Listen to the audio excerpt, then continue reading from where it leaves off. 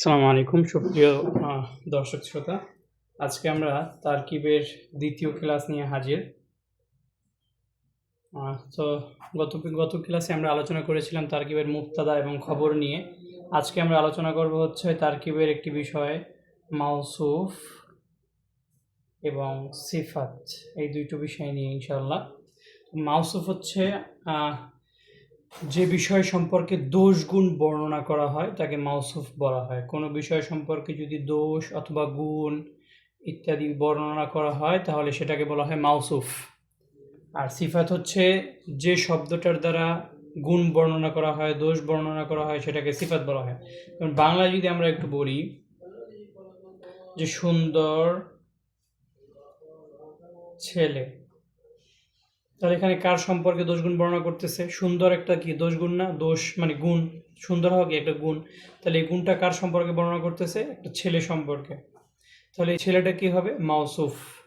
আর এই সুন্দরটা কি হবে? যে শব্দের দ্বারা দোষ গুণ বর্ণনা করা হয় সেটাকে সিফাত বলা হয়। তাহলে এই সুন্দরটা কি হবে? সিফাত হবে। আর ছেলেটা মাওসুফ, সুন্দর, সিফাত। ঠিক আছে? তাহলে বাংলা আমরা আরবিতে যদি এটা লিখি যে ওয়ালাদুন জামিলুন, একজন সুন্দর ছেলে, সুন্দর ছেলে। তাহলে একটা জিনিস খেয়াল করছো, মাওসুফ সিফাতে কিন্তু বাংলায় যখন আমরা লিখতে যাব, মাওসুফ সিফাতে তর্জমা করতে যাব, তখন সিফাতের অর্থটা আগে আসবে এবং মাওসুফটা পরে যাবে। যেমন সুন্দর, এখানে সিফাত কিন্তু সুন্দর, তাহলে সিফাত আগে আসছে এবং ছেলেটা কোথায় গেছে? ছেলেটা পরে গিয়েছে বাংলায়। কিন্তু আরবিতে যখন লিখতে যাব আমরা, তখন মাওসুফটাকে আগে আনতে হবে আমাদেরকে। এই যে মাওসুফ যেটা, এটা আগে আসবে এবং সিফাতটা পরে পরে যাবে। ঠিক আছে? তাহলে এটা আমরা লিখতে পারি না যে ওয়ালাদুনের নিচে টান দিয়ে মাওসুফ আর জামিলুন নিচে টান দিয়ে সিফাত। ঠিক আছে? আর এখানে কয়েকটা জিনিস লক্ষণীয় হবে। মাওসুফ যেরকম হবে সিফাতটাও সেরকম হবে। মাওসুফ যদি একবচন হয় সিফাতও একবচন হতে হবে। মাওসুফ দ্বিবচন হলে সিফাতও দ্বিবচন হবে। মাওসুফ যদি বহুবচন হয় সিফাতও বহুবচন হবে। অর্থাৎ ওয়াহেদ, তাসনিয়া, জামা যেটাই হোক না কেন মাওসুফ সিফাতটাও সেরকম হতে হবে। তারপরে মাওসুফ যদি মুজাক্কার অর্থাৎ পুরুষ হয় সিফাতটাকেও পুরুষ মানে মুজাক্কার আনতে হবে। মাওসুফ যদি মুয়ান্নাস হয় তাহলে সিফাতটাকেও মুয়ান্নাস আনতে হবে মানে মহিলা। মাওসুফের শুরুতে যদি আলিফলাম মারেফা হয় সিফাতটাও আলিফলাম মারেফা হতে হবে। মাওসুফটা যদি নাকেরা হয় সিফাতটাকেও নাকেরা আনতে হবে। তাহলে এখানে দেখো এই কয়েকটা জিনিস কিন্তু মিল রাখা লাগবে। মারেফা নাকেরার দিকে মিল থাকতে হবে, তারপর বচন ওয়াহেদ তাসনিয়া জামার দিকে মিল থাকতে হবে, তারপরে মিল থাকতে হবে হচ্ছে লিঙ্গ জিন্স মুজাক্কার নাকি মুয়ান্নাস, এই কয়টার দিকে মিল থাকা আবশ্যক, একেবারে আবশ্যকীয়ভাবে থাকতেই হবে। তাহলে এখন দেখো এখানে এই কয়টা মিল আছে কিনা। যেমন ওয়ালাদুন শব্দটা মুজাক্কার, জামিলুন এটা শেষে গোলতা নাই, তার মানে এটাও মুজাক্কার।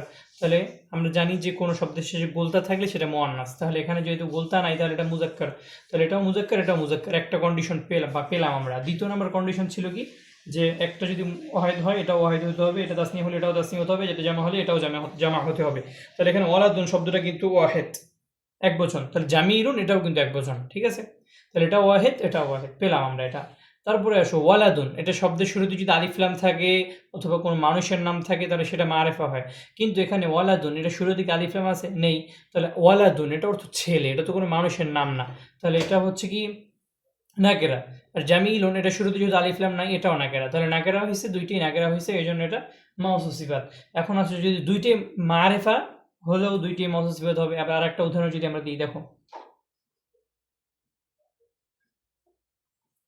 আল কলামুল জাদিদু, আল কলামুল জাদিদু।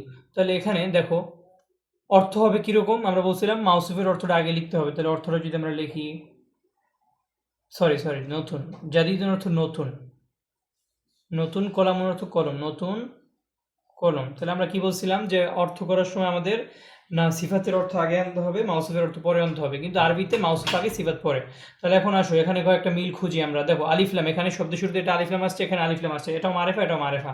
তারপর এটা কলামুন এক বচন এটাও এক বচন, এটা মুজাক্কার এটাও মুজাক্কার, কলামুনের শেষে গোলতা নাই তার মানে এটা বোঝা গেছে এটা মুজাক্কার, এটা শেষে গোলতা নাই এটাও মুজাক্কার।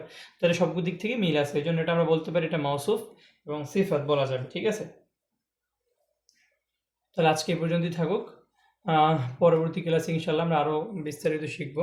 তারকিবের দ্বিতীয় নাম্বার ক্লাসটা এটা মনোযোগ সহকারে দেখবে, সামনে আরও ভিডিও দিব ইনশাল্লাহ, ওগুলো মনোযোগ সহকারে দেখে রাখবে।